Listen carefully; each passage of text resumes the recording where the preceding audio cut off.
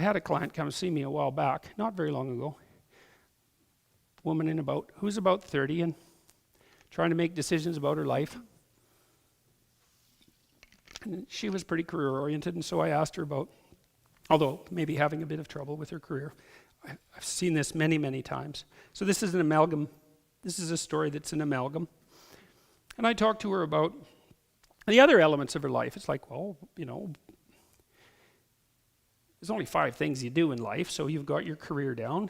What do you do outside of your career that's meaningful and engaging? How are things going with your family? It could be your family of origin, your siblings, whatever. Do you have an intimate relationship? And what's your plan for your own family? And apart from those 5 things, there's sort of something like get some exercise now and then, don't eat too badly, and try to stay away from the drugs, that kind of, and the crime, that kind of lays out life. And if you miss any of those 5 things, or if you do any of those other things wrong, then you're in trouble. And you can get away with missing a couple of them, but not all of them. And she said something along the lines of, well, I'm not sure I should bring a child into this world.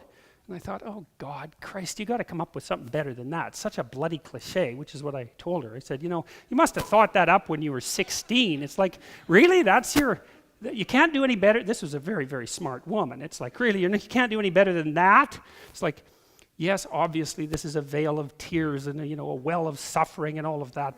If you ask 30 people who are wondering about having children, why they're wondering, 20 of them will say that. And so that tells you how original it is. It's not original at all. It's not a thought. It's like this little, it's a meme. It's something that lives in your mind. It's not a thought.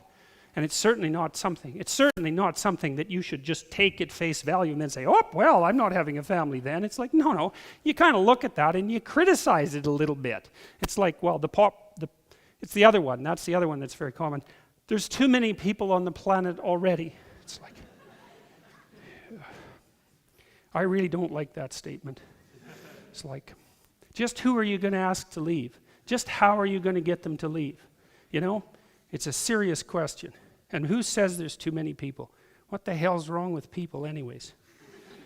Or running around ruining the planet. Yeah. It's like, I think it was the Club of Rome who prophesied, by the way, that there would be so many people on the planet by the year 2000 that there would be widespread starvation. And they were completely and utterly wrong about that. And I think it was the Club of Rome who either compared us to a virus or a cancer on the face of the planet. It's like, oh, really? That's what you think about people, eh? Aren't you something? Isn't that something to think about human beings? Viruses and cancer. What do you do with viruses and cancer? Invite them in and make them at home. It's like, no, you try to eradicate them. So you got to bloody well watch your metaphors, folks, because it isn't clear that you come up with them or that they run you. So you better watch them.